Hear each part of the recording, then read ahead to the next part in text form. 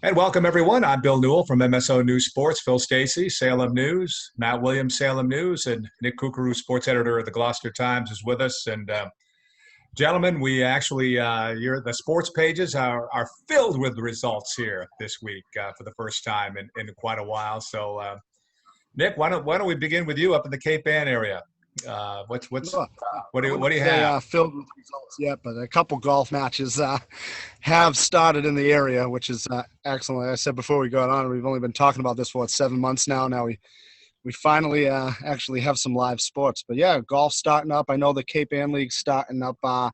It's field hockey it started up as field hockey on Friday, and it's starting up its golf on Saturday. So, by the end of the weekend, we should have all the sports going, at least in the Cal. Phil?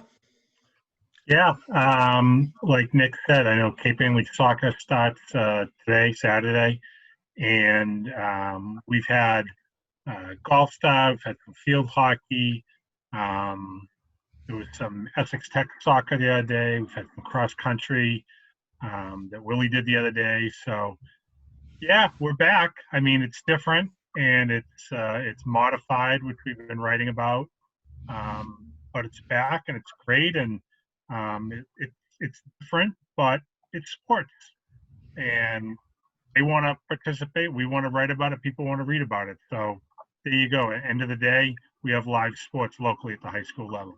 Yeah. So I find it interesting too. We were all talking, at least I thought, those soccer scores were kind of going to be a little out of control with these new rules. But after following, Nick Giannito last night on Twitter, it seemed like it.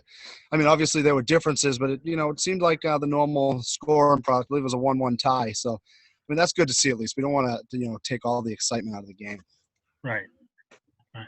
Don't want the game to change too much. Matt, what about at your end? I know we've seen Catholic Central League has also started up with some of their with the golf as well. Yeah. I mean, I just think, from a girls' soccer standpoint, I think we're going to see some higher scoring games. I think it's going to be hard to defend against some of these incredible athletes if you can't touch them. But we'll see how it goes. We'll see how it's called. We're already hearing that, some of the coaches are expecting every game to be a little bit different based on how it's going to be called, sort of like balls and strikes, what's a ball in the air going to do? How judgmental are we going to be about who initiated this forbidden contact, things like that. So remains to be seen how it's going to play out. But again, as we've been saying, I'm excited to actually see it. And, some high-scoring games wouldn't be a bad thing, especially some of these kids that are going for school records or 100 points that have, lost 10 games off of what they should have had to get those milestones, right? If you're a senior, you're playing 10 instead of 20. So maybe if we double the scoring because defense is outlawed, then these kids can still get their milestones. Matt, have you ever cooked a book before? It sounds like you know what you're doing there with cooking the numbers a little bit, huh? Well, we've been known to change assists. I do tend to frown upon that, but there was a coach many moons ago who had some record-setting people who would grab the game sheet, immediately after the game and begin altering the assists. He must have had a photographic memory to remember it all. And I think as a baseball person, right, we all know how to cook the books because once there's a clean hit, maybe you go back and change something that was pretty close from an error to a hit type of thing. So, we do move the goalposts. We may not use the goalposts until February, but we can still move them. I know somebody who played for Bill, your colleague, Tim Kearns, he does not cook the books, unfortunately.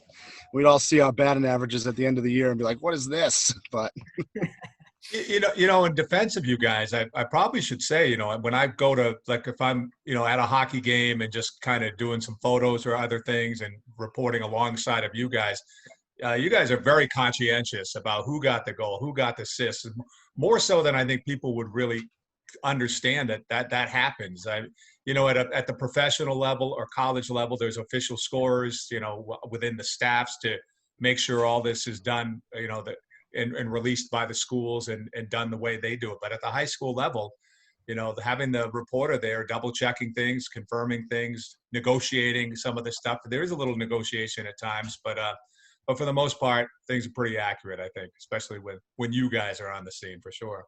Yeah. Can be good or bad. I know when it comes to hockey, I'm very particular about making sure I have the correct people, especially with assists. And a lot of times, and it's certainly no fault of the game officials. They got enough to worry about, but they can miss assists during games or whatnot. So what's actually said and reported on the score sheet isn't often accurate. Right. So I would say probably half the coaches I deal with will get in touch with me after the fact, because now a lot of them have, they film the games on iPads and they can watch it right after the game, and they can see who had the assists and, that kind of thing, who wasn't on the ice, who was, and figure things out. So I make corrections after the fact all the time, to be accurate. A little different in lacrosse where, it's essentially the goal scorer and if there's a close pass to the assist. But what's funny is, day and age in which we live, I guess, there are parents that will take the initiative to call and say, well, my kid had the assist on that play and you had it as, Tim Johnson and it was really Billy Smith, that kind of thing. Like, yeah, okay, we'll wait till we hear from the coach before we change anything. Yeah. So. And, when you look at plays in the NFL, close plays with the different camera angles, you could be looking at 6 different camera angles, and maybe there's the one that gives you the angle. But I know after games, I know you guys talk with coaches, and sometimes, there's somebody on the bench that sees it and sees it the right way. And you often need a few pairs of eyes to sometimes catch that one extra assist or whatever it is, that. Oh, yeah, absolutely. And that's, one of the things that I was thinking about the Northeastern Conference this fall is, we've talked about how they're not saying that there's going to be a league champion in any of the sports. There's not going to be, voting for like an MVP or whatever, because the entirety of the league is not participating. So they're not looking at it like, Peabody wins the cross country title or Danvers wins the field hockey title or anything like that. I'm wondering if some coaches will take that to mean that, hey, you know what, maybe this is a chance to play more kids than we normally would. If say there's, I don't know, in an average soccer game, maybe 16, 17 kids play. Maybe now 20, 21 kids play because there isn't as much emphasis on winning for some teams. Or is it the same, like, hey, we're out there to win every game, we're going to play like we normally do, whether official standings are kept or not, we still want to win all the games we play. It'll be interesting to see how each team in the respective sports handle that, I think. Yeah, I think we're going to see a lot of teams go, was it the UCF route, crowning themselves champs? I think there's going to be a lot of that in the NEC this year. Yeah, exactly. Yeah, I think that's exactly right. Hey, that's okay by me. I mean, to me, and this is no disrespect against the Lynn schools that aren't able to play, but you have the majority of teams playing in the league this year. What do we have right now? Is it 10? Is Saugus officially in yet or not? They're on the schedule. Saugus is on the schedule. Winthrop's on the schedule. So I think they feel as though they're going to play. Either way, you're going to have a majority of the teams playing. To me, the teams that finish atop the league, recognized or not, are the league champions. I just don't know if coaches or certain teams or even schools are going to take a different approach because they want to get more kids active and playing from this long hiatus. Let me ask you guys this, as far as looking ahead. I know that the MIAA is meeting, conference ADs are meeting, they're going over things. Do we know anything more about, the winter sports as to what might be happening there or what they're thinking about? I mean, I'm asking the question even before really much has started for the fall sports, but, that'll be coming up, in the, not the too distant future. Well, I hear a lot of different things, especially on the hockey end. I'm in contact with all kinds of coaches and some officials. And, what I can tell you, let's just say that January 1st would be the realistic starting point maybe for all of this. Perhaps. Maybe it could be a little bit sooner. I don't know. The entire month of December is pretty open. If I'm not mistaken, Willie, wouldn't the winter season technically be starting like the Monday after Thanksgiving like it normally would as far as practices? I just don't know if they'd be playing any games that month, but am I right there that it would be starting the Monday after Thanksgiving, I believe?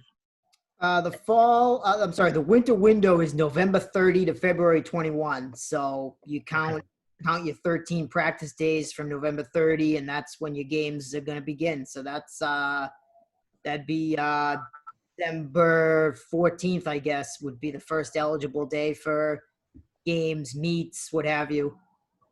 Okay, so take that as a barometer, sometime between the 14th and January 1st. I still believe that the fall is a huge litmus test for what happens in the winter. But at the same time, you're talking a little bit of apples and oranges, because with the exception of the couple of schools, you can count on one hand that are playing volleyball indoors, everything else is outside. And as we know, all the winter stuff is indoors, whether it's swimming, indoor track, wrestling, hockey, basketball, gymnastics, you name it. So I think they're trying to put all kinds of protocols in place. I think the various sport committees are meeting at the MIA level to try to make things safe. They're trying to go based on what they're seeing. Again, like when I hear from the hockey people, there are teams and leagues playing now, whether it's in or out of state, not at the high school level, but different, incarnations of that. So what are they doing that's safe? How can we space out on the bench? When do face masks have to be used? Who can be allowed in? What do you do in locker rooms? Which, again, all these things they don't have to really worry about now. And we still have to worry about, with the weather turning and people tend to get sick as it gets colder, sick normal like cold. What happens then? So a lot of questions to figure out. I'm hearing that we could have either like a 14 or 15 game season, conference only, which is what we're seeing now with the fall, or teams could choose to play like a 10 game season, conference only, but with playoffs, like 2 out of 3 playoffs within their league at the end. If they played a 14 or 15 game schedule, it'd be like a 1 game playoff and that's it. So again, these are just ideas I hear kicked around. Nothing's set in stone. They got to get their guidance from the state, from the MIA, from the DESC. But yeah, we're a long way out, but there's a ton of planning that's going into it right now to see if this can be viable. I have 2 thoughts. I'd be, and as we've talked about these red communities, which Lynn is a red community, Saugus and Winthrop have been red communities, and they're unable to play. And those kind of cities and towns bounce around a little bit, so you never know where we're going to be with that piece. But as far as those dates you were mentioning for the start of winter sports, those would be identical to where they would have been, a year ago, 2 years ago, 3 years ago, pretty much within a day or two, it looks to me. So without any Thanksgiving, without any postseason football this fall, the fall sports would end before Thanksgiving. This winter sports practices would start right after Thanksgiving, ballparking it within a few days, I guess. And so then the start of the schedule, you mentioned the 14th, Willie, I think that's very similar to what it's been in the past as well, within a few days. So, that we're pretty much, that part is the same, but the winter sports season has to end a little sooner now, right? Because of the fall 2 season that would be scheduled. So, yeah. So that's why you'd have the shorter game. So again, hopefully, as you said, Phil, the whole key is hopefully schools can build some success in what they're doing in the fall and continuing on into the winter season for sure. Yeah. We're just starting out the fall. And, so far so good, thankfully, and you hope that it keeps up that way and no cities have any major outbreaks or anything like that. A lot of time between now and the winter. So all we can do is keep our fingers crossed. I know the coaches are really pushing for it to make it happen. So let's hope that they can find a way to do so. Some sports, though, if I'm being honest, I think it's going to be awfully tough for like wrestling to go. That would be my thought there. You're talking one-on-one, obviously hand-on-hand combat. You're not really wearing anything to protect yourself in that regard. So I think that could be a difficult sell. But for everything else, maybe. We'll see. Unless they came up with some kind of equipment, some kind of helmet, space helmet kind of a deal, that you could pop on, start Well, wrestling. I did watch The Martian the other night. I'd never seen that. I watched that, and Matt Damon and his crew wear these huge NASA helmets. So that could make some interesting half Nelsons. A couple of guys wearing those things, trying to pin somebody on the mat. Yeah. What could we jump to here? Do you want to jump to? We've seen the Red Sox season end. We've seen the Celtics season end. I think since we last talked, one at the end, one in the playoff run, one not in the playoffs. Obviously, we've talked since the Bruins season came to an end here. But I thought Matt wrote a really good piece on the Red Sox earlier this week that we could talk about. Let's do it. Yeah. Let's have Matt do it though. Yeah. What was it? They got to figure out a way to make people care. I mean, it's been 18 months of nothing, so how do you make people care? You got to get your pitching.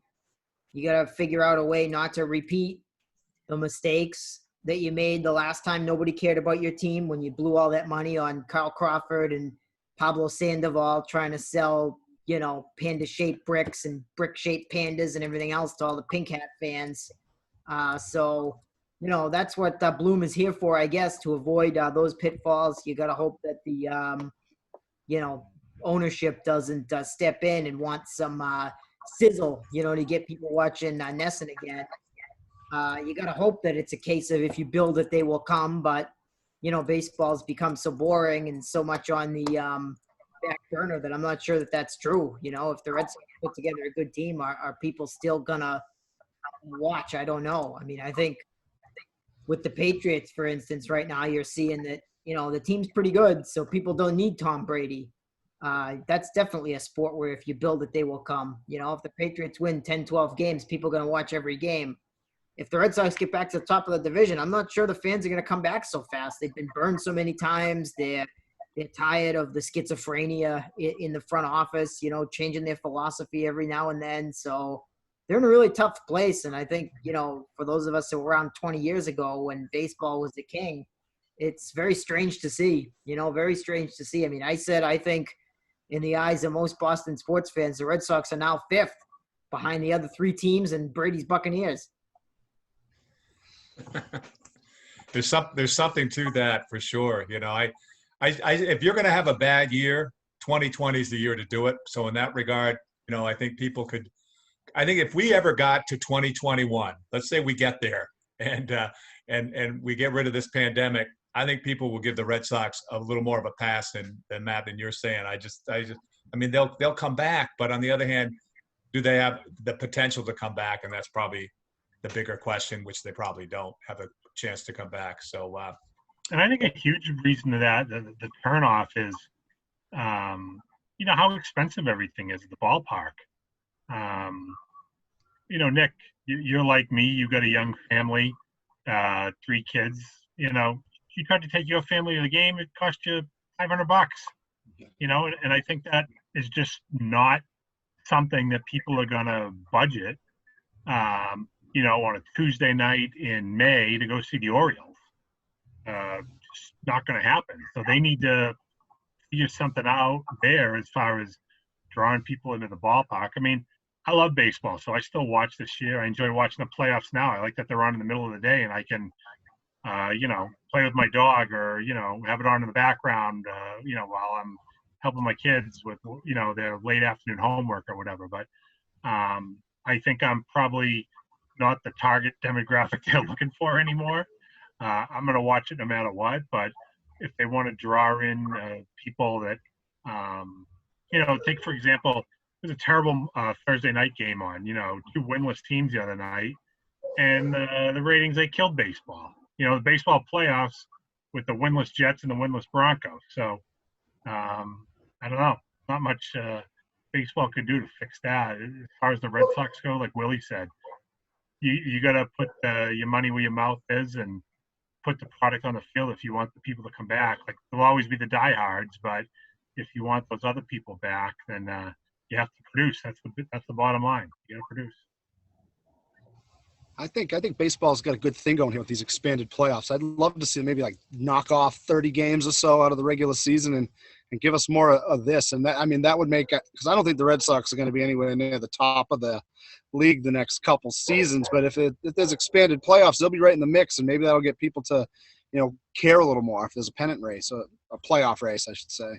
I mean, that's true. They should always be in the top half. I mean, if you're going to have 8 playoff teams in the American League with their payroll, there's no way they should ever be out of the top half. And I mean, that's the thing that kind of bothered me about these guys, the way they kind of quit, on Renicky. I mean, he was always kind of seen as a placeholder, right? And oh, our pitching stinks, we're not going to battle with the bats, and that just kind of like not what you want to see, in a year when everybody kind of expects you to stink, for you not to take that personally, to go out and stink.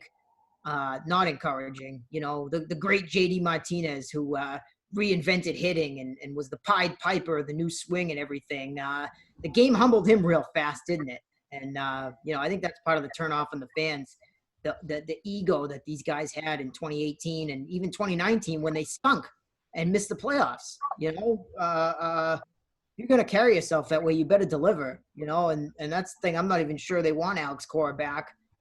Never mind the cheating. He didn't do a very good job last year. They had 130 wins or whatever in 2018, and then they missed the playoffs in 2019. So, I mean, just because he got fired and they stunk in 2020, let's not forget that he didn't do a very good job there in 2019 either. Yeah, I tend to think that there's no question he's being brought back. I think this is all a smoke show with all these other managers and potential candidates that they're talking about. I think they're just kind of waiting for a time where they can bring him back without a lot of fanfare. I don't know how you do that, because of course there'd be fanfare around a Red Sox manager, but quietly bring him back into the fold, and he's contrite, and he's learned his lesson, even though they've never been officially charged with anything. Whether or not he's Bloom's guy remains to be seen. Maybe management kind of overruled Chaim there, but it'll be interesting to see if that's the case or not. I tend to think that that's what's going to happen, but maybe I'll be wrong. Who knows? And I agree completely with you, Willie, on JD Martinez. I mean, I liked him as a ball player when he first came here, student of the game, and, serious about his craft, worked a lot with Danvers and things like that. But he didn't exactly drape himself in glory this year, whining about not being able to watch video and things like that. Showed awful lot of flaws in his game. And, while he wasn't the only guy in the big league to have a difficult year, you can look at a former MVP like Christian Yelich had a difficult year, or other guys like that. Like Willie said, what's that? Jose Altuve, he had a difficult right. year. Yeah, a lot of those. Pandemic, but you got to step up and be a major leaguer. Never started slow, and he climbed his way out of the hole and didn't sulk about it or anything. So this team has an awful lot to prove moving forward, not only to draw fans back, but also the fans that watch all the time, the diehards that expect these guys to act with an air of professionalism and give their best every day, win or lose. And we didn't always see that this year. Yeah, I think, I just hope if Cora comes back that he's learned his lesson, because the team did not do anything to fight through adversity in 2019. So I hope he's changed his tactics. They didn't face any adversity in 2018. And as soon as they made some bad decisions in 2019, he was very chafe about it, very reluctant to change. I got all the answers. And of course, in baseball, as I've said 100 times, when you think you got all the answers, the game will humble you. And so if he is humbled, then he's learned his lesson. He's going to change his tactics. He could probably get the most out of these guys. And that would be, good for the team if that's the case. Maybe they should hire one Mr. Iron Sheik to coach this team. He'll make them humble. Well, let me ask you this: is it a good idea or a bad idea to bring Cora back? I mean, I'm not sure it's a good idea, to be honest. I mean, for a city like Boston, I mean, one thing if it was I don't know, not Baltimore or Cleveland. I'm not putting those places down or anything like that, but I'm just saying it seems like it's a little bit different coming back to Boston, than some other place. I mean, with having been kind of thrown out for this past year, just thinking, I don't know. I think it's a good idea to bring him back just because I think he'd probably be the best guy they can find, flaws and all. But I don't know. I think the Red Sox care way too much about what other people think about him. So I'm not sure they do bring him back because they don't want the backlash, which they'll get. Yeah, I don't think they could get a better manager. I kind of agree with you on that piece, but I also agree with the latter part. I think that maybe above Bloom, there are people that say this might be too. We don't want to deal with this piece, So I'm going to take the opposite tack there and say, because he's somebody that management loves and they're familiar with, and the outfield dance and the wins on the wall, the dugout, or the manager's office. I think they'll bring him back because it will remind fans of how good things were in the not so distant future, and it's a good. I don't know, PR move, but it's a good optic for the team. It looks good. It brings eyes to the television. But bringing Sandoval back would do the same thing, wouldn't it, Phil? Bringing the Panda back. Because Sandoval was, he wasn't exactly the picture of success being here. I mean, Cora, like Willie said, he had a very disappointing showing in 2019, but most fans are going to associate him with the year before, the 119 wins, the World Series, I kind of see both sides of it because I think that, the players especially, what bothers me is these players who really let Ron Renicky down.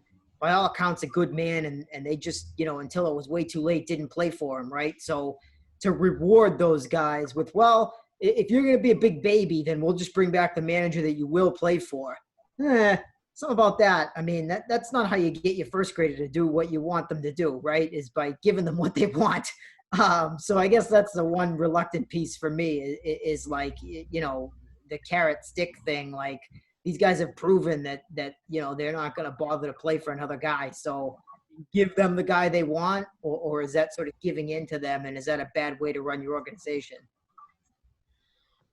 Well, we'll stop on that with the pro sports. I'm just going to want to circle back, if we could, for just a final moments here, and just peek ahead to the local sports again this week. Phil, I think you might have touched on this a moment ago at the very beginning, but what are we looking forward to this week as far as local sports coming up? Soccer starting here, and golf. Yeah, we got some some conference stuff starting up. St. John's Prep is going to get going with their game. So I'm trying to see here what we have going on. I mean, lost in all of this. Well, maybe not lost, but maybe it's not at the forefront of your average fan's thought process. But Masconomet is now a full-fledged member of the Northeastern Conference, lest people forget. Excellent program if you've never seen them play in the Cape Ann League or against one of your schools or whatnot. So they go into things right away. We go pretty good into the field hockey stuff with some good matchups. I know Beverly and Marblehead play next week. I think Peabody takes on Marblehead later in the week. What else? We have Salem, Peabody, boys and girls soccer play. Marblehead, Beverly, boys and girls soccer play. Nick, Gloucester has a couple of big matches next week too, right? I believe they start around the 12th or the 13th, so the following week. It is the following week, okay. Field hockey starts the end of next week, and then I think the rest of the soccer's for the NEC start up the following week. Okay, and then a week from today, I know the cross country starts, and that's mostly going to be at in Peabody, where they run at Brooksby Farm, Willie, right? That's correct. Only Danvers and Beverly have opted to host their home meets at their home courses, and the rest of the conference, for a variety of reasons, doesn't want to do that. So if you got a meet that says it's at Danvers or Beverly, it will be there, and everything else is going to be there at Brooksby Farm.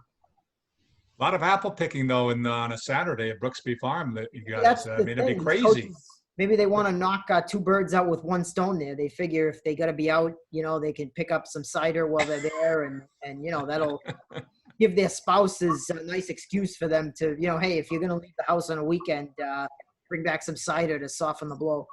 I think when we only had my 2 boys at the time, we went over there a couple of years in a row, and if I'm not mistaken, some delicious apple cider donuts over there. Yeah, I could see reporter Phil, the old reporter Phil Yeah, Stacy, hanging by at the end of the cross country meet with a glass of cider and some cider donuts. You're right, but it's a great place, Brooksby Farm. So Yeah. if you're not right from that area, definitely check it out at this time of year. It's a fantastic place. Yeah.